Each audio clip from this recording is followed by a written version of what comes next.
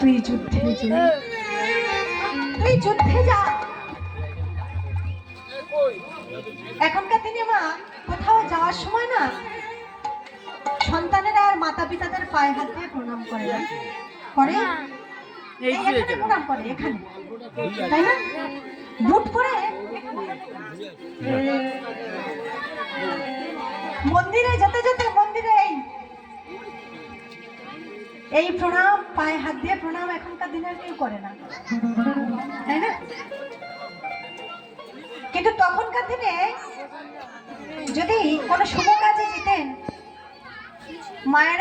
মায়েরা সন্তানদেরকে সুন্দর করে সাজিয়ে দিয়ে আশীর্বাদ করতেন, ধান দুর্বা দিয়ে, মঙ্গল প্রদীপ দিয়ে আশীর্বাদ করতেন।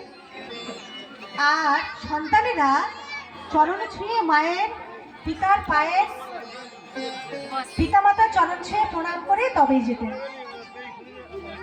আজকে তরুণী সুন্দরভাবে সুসজ্জিত হয়ে যখন মা সরোয়ার চরণ ছুঁয়ে প্রণাম করছে,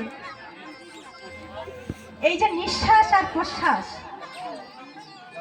দেখবেন মা যখন প্রণাম করে ওঠা যায়, ওঠে মানুষ, তখনই যে প্রণাম করে তার আর এই মুখের দুটি নিঃশ্বাস একত্রে মিলিত হয়, এই নিঃশ্বাস প্রশ্বাসের মিলন হয়। সেই মুহূর্তে মনের ভিতরে যেটুকু যা মনে হবে সেই নিঃশ্বাসটা কিন্তু সন্তানের উপরে বর্ষিত হয়। আমি সন্তানকে কি আশীর্বাদ করব, মনে মনে কি ভাবছি, আমার এই নিঃশ্বাসটা গিয়ে যখন আমার সন্তানের উপরে পড়বে তখন না সেটাই কাজ করবে। তো যখন প্রণাম করে তরুণী সেন উঠলেন, তখন কিন্তু সরমা একবারের জন্য বললেন না যে বাবা তুই যুদ্ধে জয়ী হ।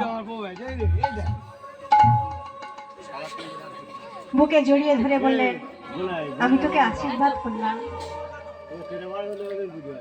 মায়ের কাছ থেকে বিদায় নিয়ে যখন তরুণী চলেছে কোথায় না, জ্যেষ্ঠ দাদা মহারাজ রাবণ যেখানে বসে আছে সিংহাসনে,